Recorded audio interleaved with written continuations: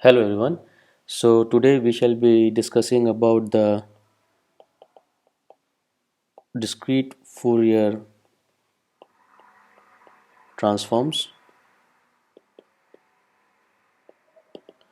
So in the past we have studied about the discrete time Fourier transform, and we given the discrete time signal we have studied different representation of the systems in terms of the DTFT. But for finite duration sequences, DFT or discrete Fourier transform is an alternative to the DTFT what we had studied earlier. So the main difference between the DFT and the DTFT is DFT is a sequence rather than a function of a continuous variable. So for some discrete time sequence x of n, we have computed x of e raised to the power j omega, which is the discrete time Fourier transform, where it was a function of a continuous variable omega. But here we shall study x, which is a sequence rather than a function of a continuous variable, and it corresponds to the samples which are equally spaced in frequency of the DTFT of the signal. DTFT plays a crucial role in the implementation of various DSP algorithms because efficient algorithms exist for the computation of the DTFT. So these efficient algorithms you would see in the advanced course of this DSP. So from this basic definition of the sequences or the function of a continuous variable, in fact this was the main motivation in the beginning that we started with the discrete time sequences, because you can recursively compute them. So that's why when you are able to represent a Fourier transform which is a sequence instead of a continuous function, then it offers you more flexibility. This is the reason that there exist many efficient algorithms for the computation of the DFT, which eventually would help you to construct the algorithms for the digital signal processing. So to start with this topic, first of all we shall study about the discrete Fourier series,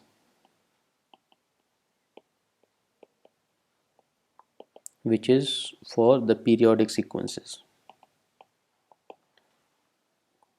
Okay. So here we shall make some notational changes to what we had studied earlier so that we are able to distinguish between whether the sequence is a periodic sequence or the sequence is an aperiodic sequence.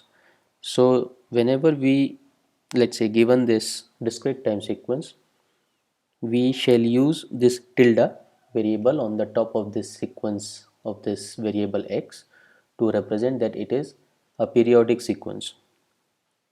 So this x tilde of n is a periodic sequence if it satisfies the properties that x tilde of n is equal to x tilde of n plus r times n, where n is the period of the sequence, right? So we had seen uh, earlier that as with the continuous time periodic signal, such a sequence can be represented by a Fourier series corresponding to a sum of harmonically related complex exponential sequences, right? So these periodic complex exponentials are of the form given as ek of n is equal to e raised to the power j 2 pi by n times k into n, which is equal to ek of n plus rn, where k is an integer.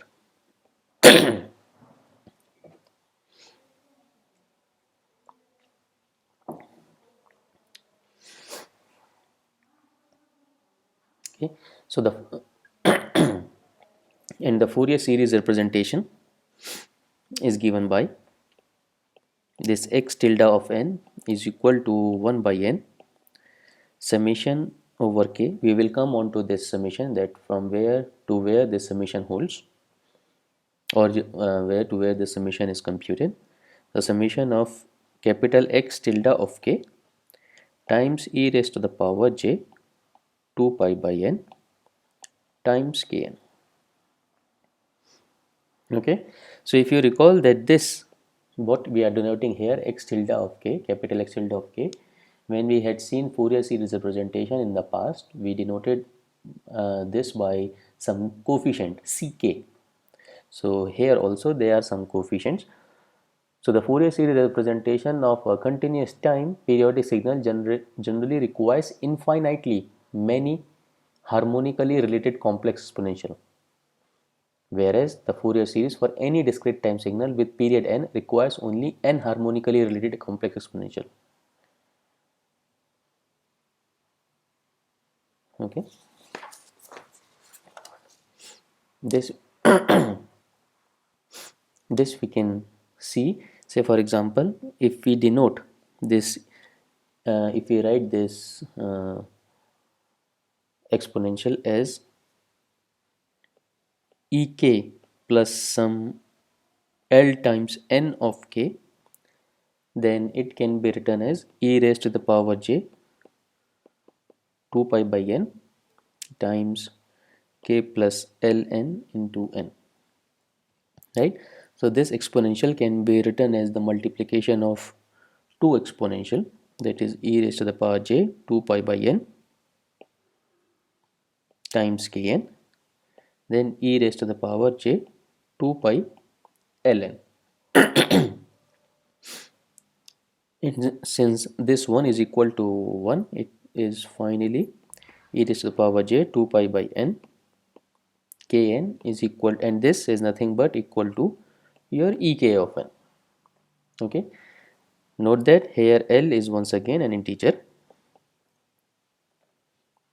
So the consequence of this, that the set of n periodic complex exponential, which is e naught of n up to e n minus 1 of n, defines all the distinct periodic complex exponential with frequencies that are integer multiples of 2 pi by n. Thus, the frequency, the Fourier series representation of periodically sequence of a periodic sequence x tilde of n need to contain only n of these complex exponential. So the exponential what I was talking about here, let me copy this.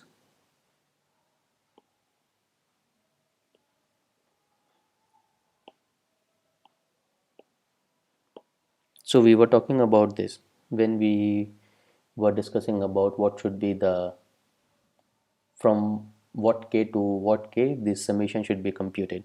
Since we require only n complex exponential, we compute this k is equal to 0 to up to n minus 1.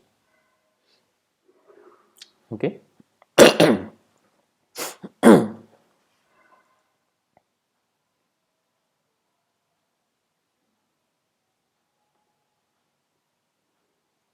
so now we can see that how to compute this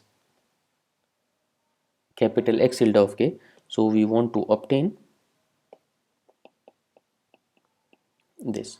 So to obtain this capital X tilde of k, we will going to use this expression in the sense, so we multiply this expression both side by the above expression, we shall multiply both side by the factor e raised to the power minus j 2 pi by n times, let's say, some r times n. Okay, so we do this both sides 2 pi by n r times n. Okay, and we do the summation from n is equal to 0 up to n is equal to n minus 1. Okay, so let me write this, the complete expression after the summation and the pre-multiplication by this factor. So it is given by the summation of n is equal to 0 to n minus 1, the sequence x tilde of n times this factor e raised to the power minus j 2 pi by n r times n. And on the right hand side again we have the summation from 0 to n minus 1, 1 by n, another summation k is equal to 0 to n minus 1, x tilde of k e raised to the power j 2 pi by n nk, and another factor e raised to the power j 2 pi by n r times n. Okay, so whenever these summations we are doing from k is equal to or n is equal to 0 to n minus 1, we shall write only n or k. So it is pre-assumed that these summations are computed from 0 to n minus 1.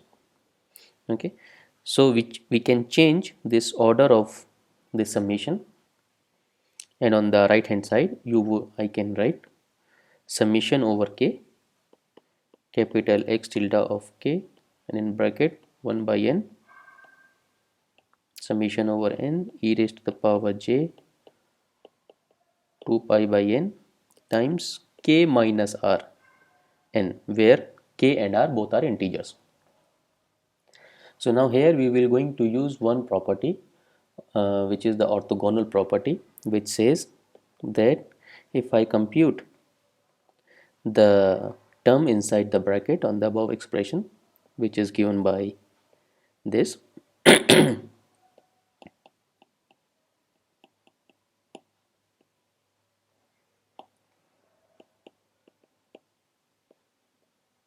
then you would notice that whenever we have this k minus r is equal to m times n, where m is again once again is an integer,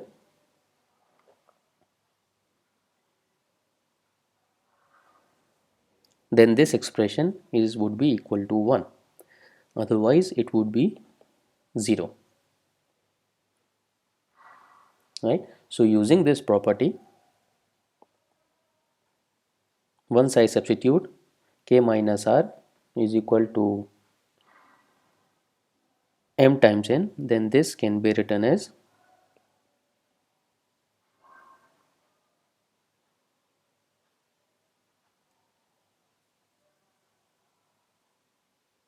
and finally it can be written on the right hand side as x tilde of r, and on the left hand side it stays as it is,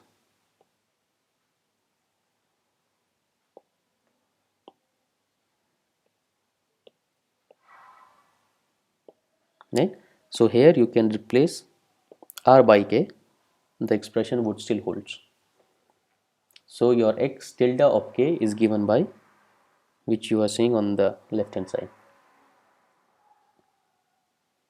Okay, so what do you notice? This x tilde of k is also a periodic sequence with period n, even if the above is evaluated outside the range, which is from k is equal to 0 to n minus 1, meaning to say that your x tilde of 0 would be x tilde of n, and so on. If you compute x tilde of 1, it would be x n plus 1, or I can write as a generic expression x tilde of k plus n, which is equal to n is equal to 0 to n minus 1 x tilde of n e raised to the power minus j 2 pi by n k plus n times n, right?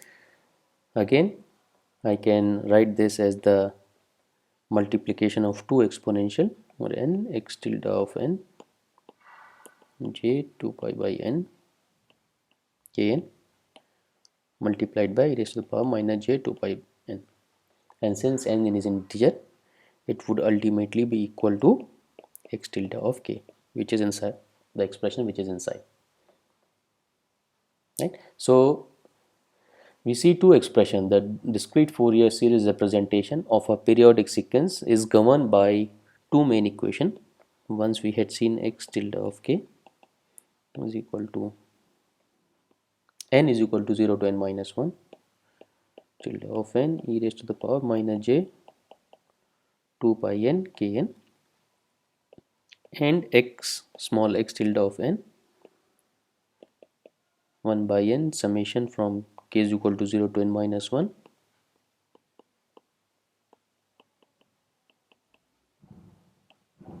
kn. So this is the discrete Fourier series representation of a periodic sequence, where this equation is generally called the analysis equation, and this equation is called the synthesis equation. So since we would be using many times this exponential factor, so we will define another notation so that it would be easier for us to write this in a compact way. So we write this w of in the subscript n as e raised to the power minus j 2 pi n. So it indicates that n is the period of that sequence. Also, we would say x tilde of n dfs x tilde of k. Right? So now let's see some properties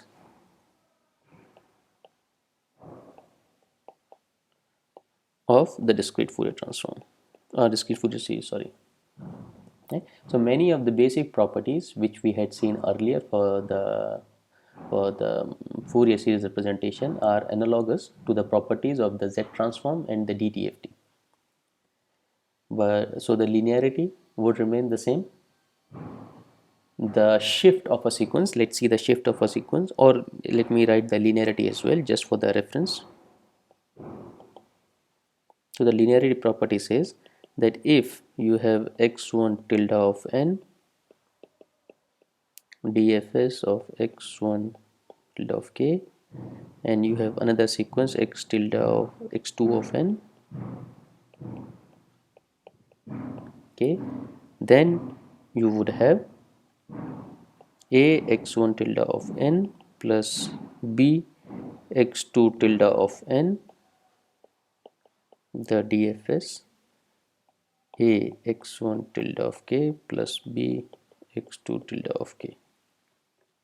Right? This is the linearity property what we had seen earlier also. Another one is the shift of a sequence, which says if I shift the sequence, let's say by m times, then after taking this Fourier series representation, it would be written as w of n km x tilde of k. Okay? On the left hand side also, keeping this x tilde of n, if I multiply by this vector where L is some integer, then the DFS would be shifted by k minus L. So there again exists a duality between the time domain representation and the frequency domain representation of this Fourier series. So naturally we have the next property is the duality, that if once again x tilde of n dfs x tilde of k, then if I put this capital X tilde of n, and then on the right hand side I would have n x tilde of minus k. You can prove this property by yourself by some algebraic computation of the discrete Fourier series. And next we have the periodic convolution. So this periodic convolution says that if, so excuse me for the phone call, so we were discussing about the periodic convolution. So if you have x3 tilde of k, which is given as the multiplication of two sequences x tilde 1 of k or x tilde 2 of k, then you would have x3 tilde of n is basically given by the convolution. But this time, since it's a periodic convolution, the summation varies from 0 to n minus 1. x tilde 1 of m times x tilde 2 of n minus m. Okay, so here we are doing the summation over a period. So this summation is over a period only, which is n, and this is the periodic convolution. Again, from duality, using the duality property above, we would have that if your x3 tilde of n is given as the summation, the multiplication of x tilde 1 of n and x tilde 2 of n, then x3 tilde of k can be given as 1 by n times summation over L 0 to n minus 1 of x1 tilde of L and x2 tilde of k minus L. Okay, so let's see. So other properties we can see from this table. So I have given, so this table you can find in the notes as well for the quick reference, where we have all these 17 properties. The proof of these 17 properties, if you are interested, you can carry out quickly to see whether the left hand side gives you the right hand side, which are the DFS coefficients. Okay, so the proof of all these properties would remain the same as we had seen earlier, or if you had seen earlier in your signal system course. Okay, so we can move on to the Fourier transform of a periodic signal, right?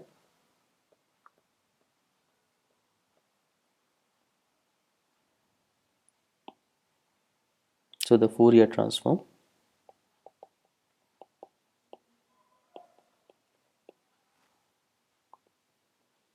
of the periodic signal.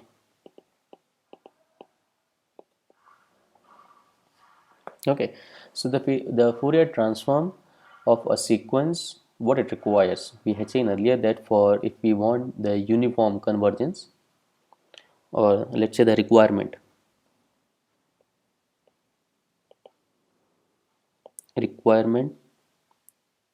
for a Fourier transform of a sequence, what it requires, that for uniform convergence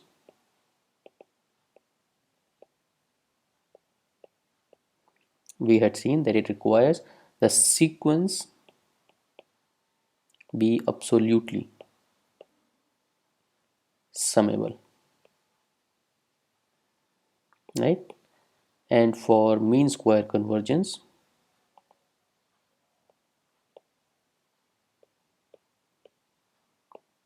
it requires that the sequence be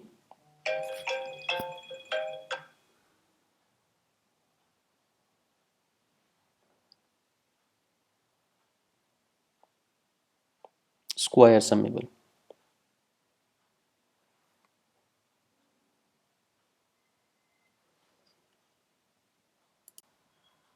Okay, so these are the two requirements if we are seeking for the uniform convergence or if we are seeking for the mean square convergence.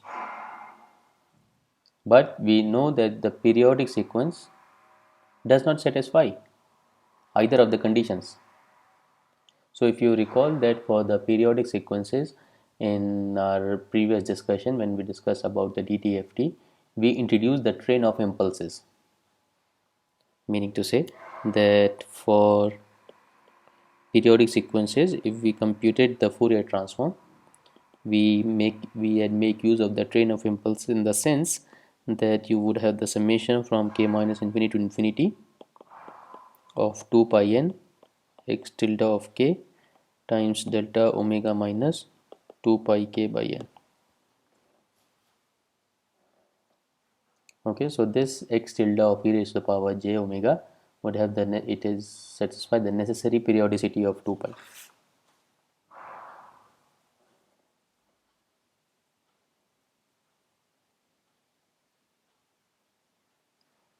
So let's see what is the relationship between the, or how we can compute the Fourier transform of the periodic signal.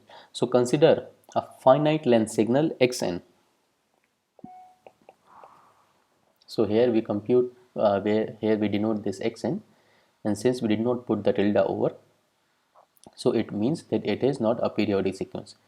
So this, we define this finite length signal xn such that we have xn of 0 expect in the interval n0 to n minus 1. Okay. Now second, we define a periodic impulse train p tilde of n, and this p tilde of n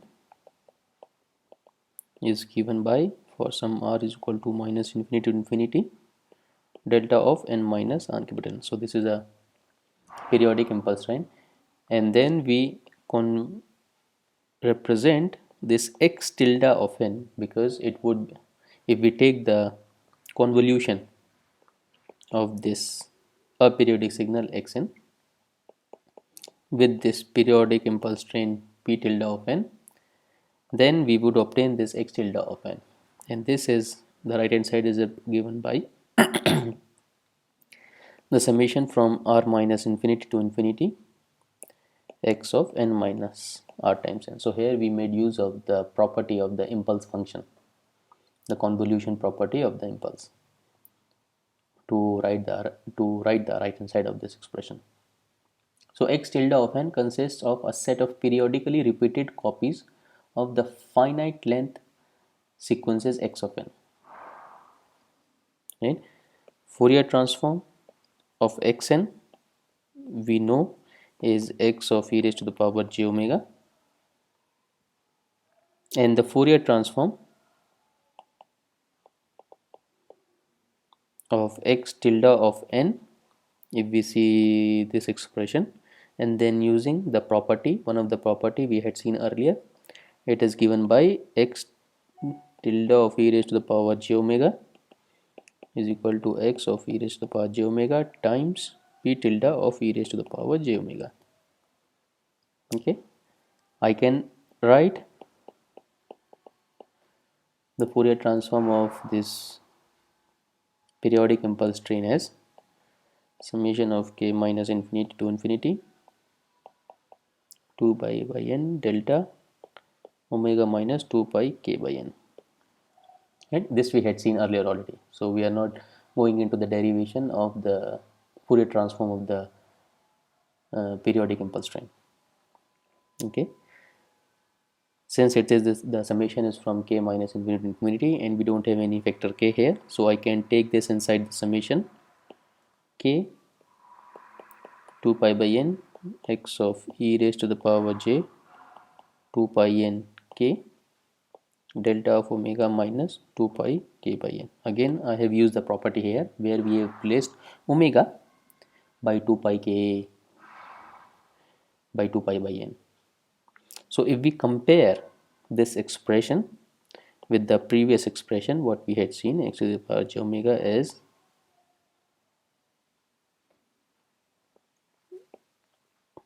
summation 2 pi by n x tilde k delta omega minus 2 pi k by n.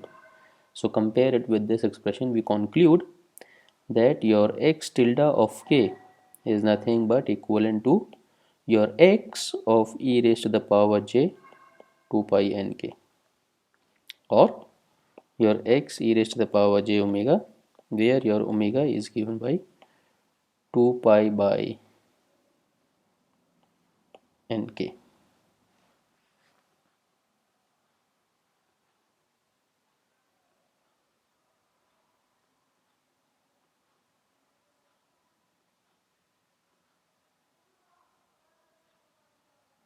Right, so this is the property what we this is what we started with.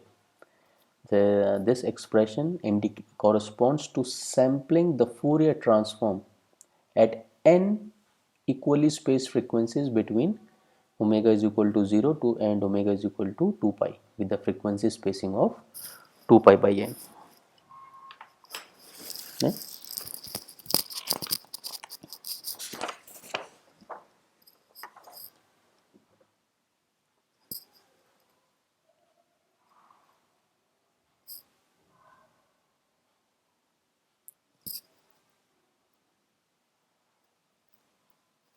So what also this expression indicates, in other words, the periodic sequence x tilde of k of DFS coefficient has a discrete time interpolation as equally samples of DTFT of the finite line sequence obtained by extracting one period of x tilde of n, that is your x of n,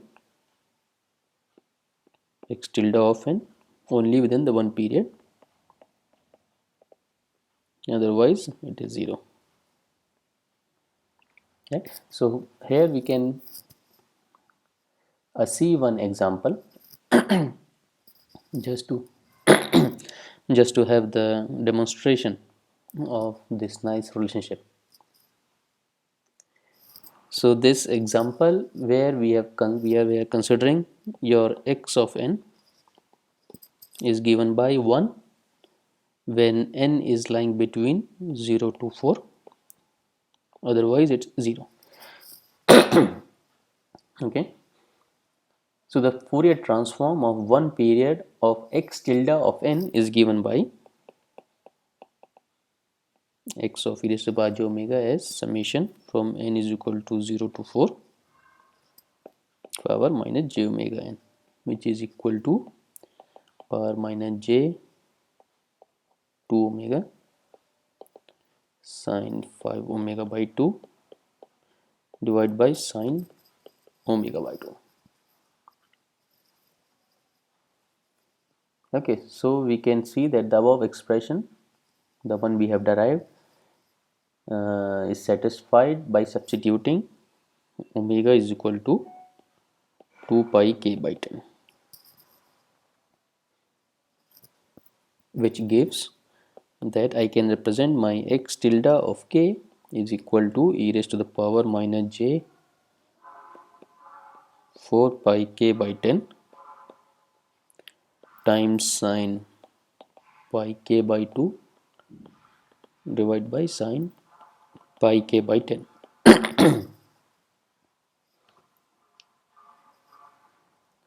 So first of all we shall see the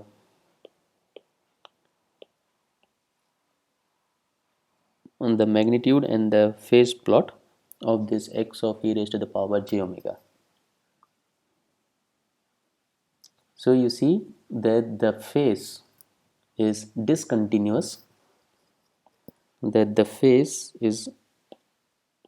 discontinuous, whenever you have your x of e raised to the power j omega is equal to 0.